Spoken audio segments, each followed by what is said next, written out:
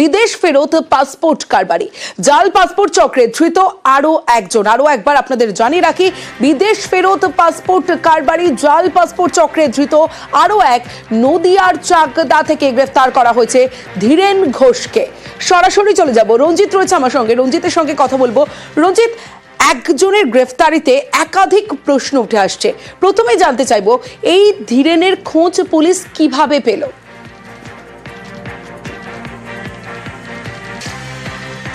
দেখো, গত কয়েকদিন ধরে জাল পাসপোর্ট এবং পাসপোর্ট চক্রের যে হদিশ পুলিশ করছিল এবং সেক্ষেত্রে একাধিক গ্রেপ্তার হয়েছে এবং ধৃত মনোজ এবং সমরেশকে জিজ্ঞাসাবাদ করেই এই সমরেশের নাম, এই ধীরেনের নাম উঠে আসে এবং গতকাল রাতে নদিয়ার চাকদাও থানার আলাইপুর এলাকা থেকে তাকে ভাড়া বাড়ি থেকে তাকে গ্রেপ্তার করে পুলিশ।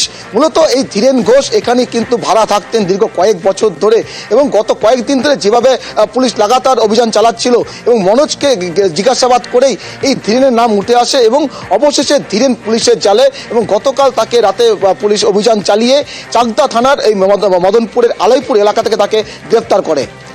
রঞ্জিত, সঙ্গে থাকো। 10 বছর ইতালিতে ছিল এই ধীরেন ঘোষ, এলাকায় পোশাক ব্যবসায়ী হিসেবে পরিচিত ছিল। কিন্তু এখানেই প্রশ্ন উঠছে, রঞ্জিত রয়েছে আমার সঙ্গে। রঞ্জিত, এখানেই প্রশ্ন আসছে যে এই ধীরেন ঘোষ কে, এলাকাবাসীরা কিরকম জানতো, এলাকায় কেমন ছিলেন ধীরেন ঘোষ, স্থানীয়রা কি বলছে? কারণ তুমি চাকদায় রয়েছো এই মুহূর্তে।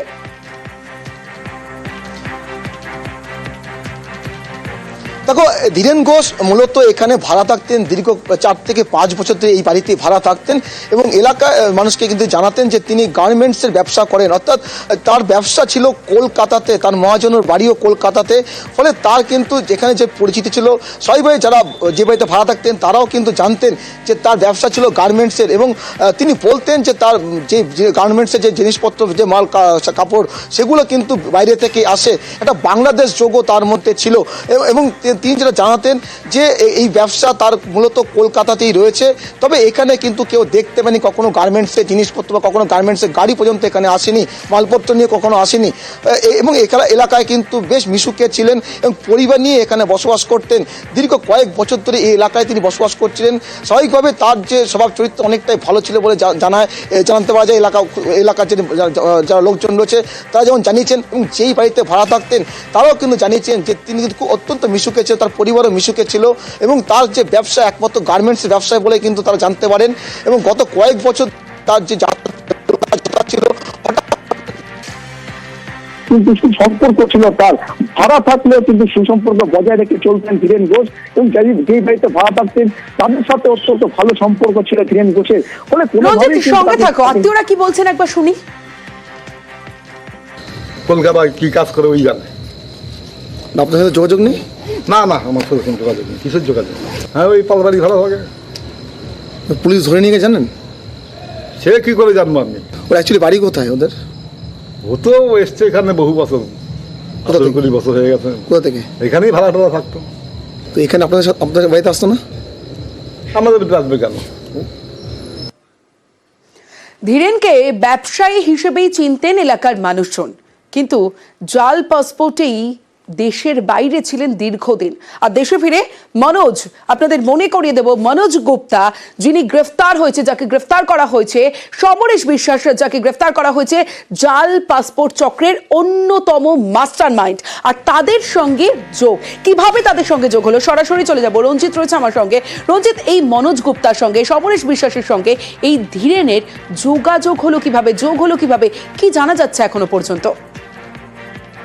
10 বছর ইতালিতে কাটিয়েছে ধীরেন ঘোষ এবং সেই সূত্রে তার যে বিদেশে যাওয়া ইমিগ্রেশন থেকে শুরু করে পাসপোর্ট সবটাই তার নখদর্পণে, বিদেশে যাওয়া ইমিগ্রেশন থেকে শুরু করে পাসপোর্ট সবটাই তার নখদর্পণে ছিল। সেই সূত্র ধরে মনোজ গুপ্তা এবং সমরেশের সাথে তার কিন্তু পরিচয় হয়, আলাপ জমে ওঠে এবং তার সাথে বাংলাদেশের একটা যোগ রয়েছে। কারণ তার যে শ্বশুর শাশুড়ি বা তার আত্মীয় স্বজন তা কিন্তু অনেকেই বাংলাদেশে থাকেন, মাঝে মাঝে তারা এখানে আসতেন। ফলে এই যে বাংলাদেশের সাথে যোগ, এটাকে কিন্তু কাজে লাগানো হয়েছে এবং মনোজ গুপ্তা এবং সমরেশের সাথে কিন্তু তার যোগাযোগ এই সূত্র ধরেই হয় এবং দীর্ঘ 10 বছর বিদেশে থাকার সুবাদে তার একেবারে নখর দর্পণ যে পুরো বিষয়টি কিভাবে ইমিগ্রেশন করা হয় সেক্ষেত্রে দাঁড়িয়ে এই ধীরেন তিনি কিন্তু এজেন্টের কাজ করতেন বলে জানতে পারা যায় এবং বাংলাদেশে অনুপ্রবেশকারীদের এখানে নিয়ে এসে জাল পাসপোর্ট এবং নথি তৈরি করে কিন্তু বিদেশে পাচার করার একটা কাজ করতেন মনোজ ধীরেন ঘোষ। ফলে তার যে কাজ এবং দীর্ঘ 10 বছর বিদেশে থাকা তার সুবাদে কিন্তু তার সাথে এই মনোজ এবং সময়ের সাথে আলাপ জমে এবং তারপর থেকে কিন্তু এই কাজের সাথে যুক্ত ছিল ধীরেন ঘোষ। বেশ রঞ্জিত।